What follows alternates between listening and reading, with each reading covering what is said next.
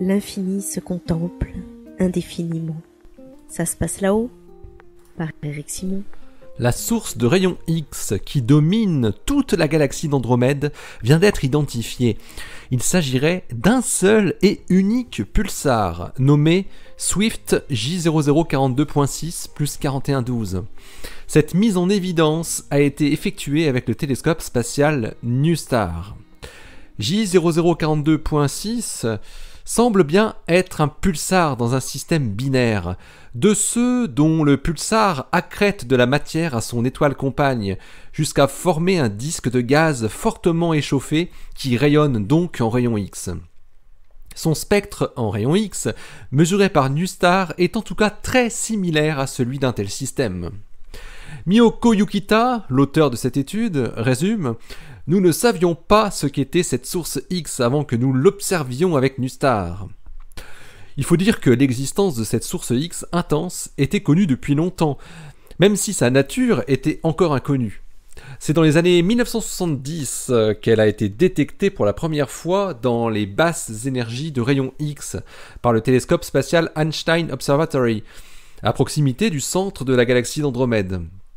Depuis, d'autres télescopes spatiaux spécialisés dans la détection des rayons X l'ont également détecté à plus haute énergie, comme Chandra X-ray Observatory et XMM Newton.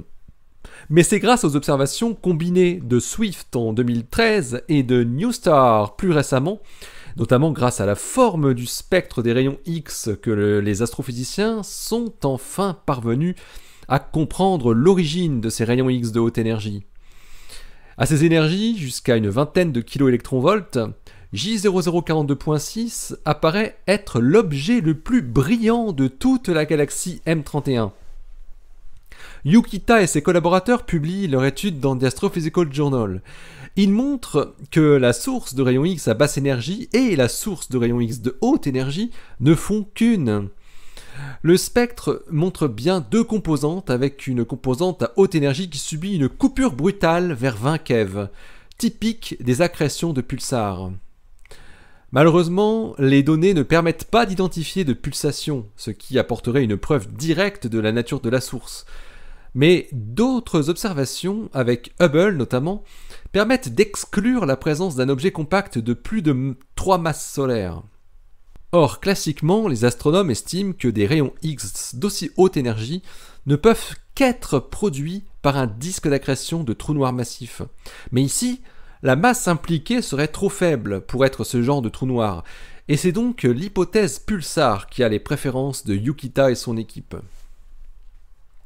D'ailleurs, ce pulsar montre une luminosité à haute énergie qui est supérieure à celle de tous les trous noirs de la galaxie d'Andromède, y compris le trou noir supermassif de la galaxie, qui ne montre pas d'émissions X aussi intenses.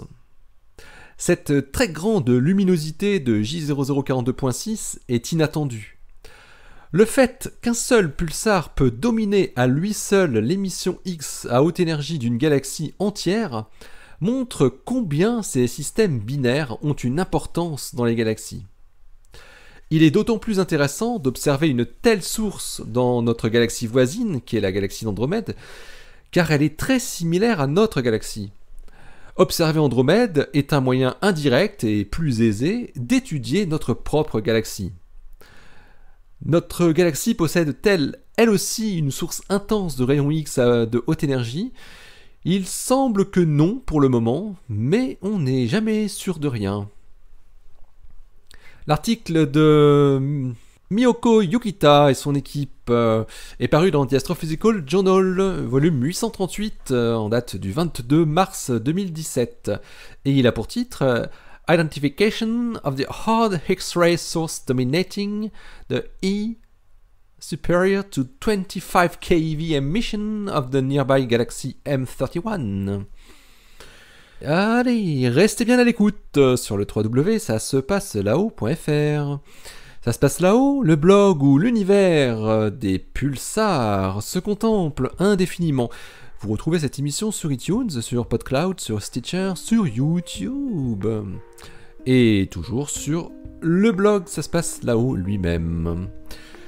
D'ici la prochaine, donc, portez-vous bien, hein, restez bien les yeux vers le ciel et les pieds sur terre. Salut!